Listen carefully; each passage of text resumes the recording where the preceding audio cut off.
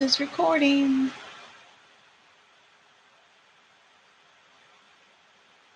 Says my stream will start in a moment. So I think we're good. I hope we're good now. Okay. Hey everybody. I am so sorry if there's a delay in the video or any other technical issues. I'm still getting the hang of this multi-streaming platform. There's my dog. And I'm sorry for the sound that you can hear right now. Today we're going to be talking about sensitivity reading and what goes into a sensitivity read. When someone approaches me with, say, a manuscript or a script or a gaming idea, they ask me to read it because they may have African American characters, African American community, foster care kids, interracial marriage, anything like that. I have several niches that I work in. And so they'll ask me to read for that particular read the story over and see if there's anything I think needs to be brought to their attention. So what I do is I basically read the entire manuscript first from beginning to end, and then I take little notes and I write on the manuscript. I write whether I say, okay, this particular area you may want to address, and I'll highlight it. And then I'll go through the whole manuscript and write small notes like that. And then afterwards, I'll put together an entire report that can be anywhere from 5 pages to 30 pages, depending on how long the manuscript is. So basically, I read the report, and then I expound on the short notes that I gave them. And usually I'll give them a suggestion saying, this is why I feel you may want to address this. This has been my experience. This is research, or this information, you may not know it. It may be inaccurate, and here's why. And so I give them a suggestion for changing, which is totally up to them.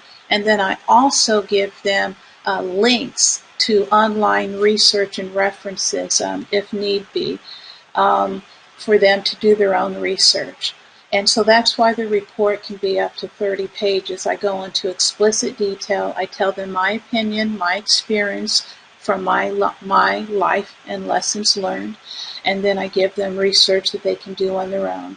And then once they get that final report, which I just don't nitpick. And I'm not there to put down the writer, because I'm a writer too. It's important to me that I'm very... that the feedback that I give them, is helpful to them. I'm here to lift them up and to help them be a better writer. I'm not here to tear them down. And so I approach it that way. And so after I've done the report, I actually tell them what I loved about the story, what really worked, and then I go into the details of what they may want to address. And that's it. From there, the writer or content creator decides what they want to do from there. If they want to take the advice, take some of the advice, none of the advice, hire another sensitivity reader, or make no changes whatsoever. It's totally up to them. I'm just another tool in the writer's tool belt. And that's basically how it works. So it's a very important work to me. It's very fulfilling. And I have people that I've done reads for that really appreciate what I've done. And that makes it all worthwhile. So, okay, let's see. I only have time to take one question today. I'm sorry. The question is, why are the length of my reports varied? Well, it all depends on the length of the manuscript. Sometimes people have sent me a manuscript or a short story, 5,000, 10,000 words, and then I've also read manuscripts that were 90 to 100,000 words. So the longer the material, the more information I give them. So that's basically it.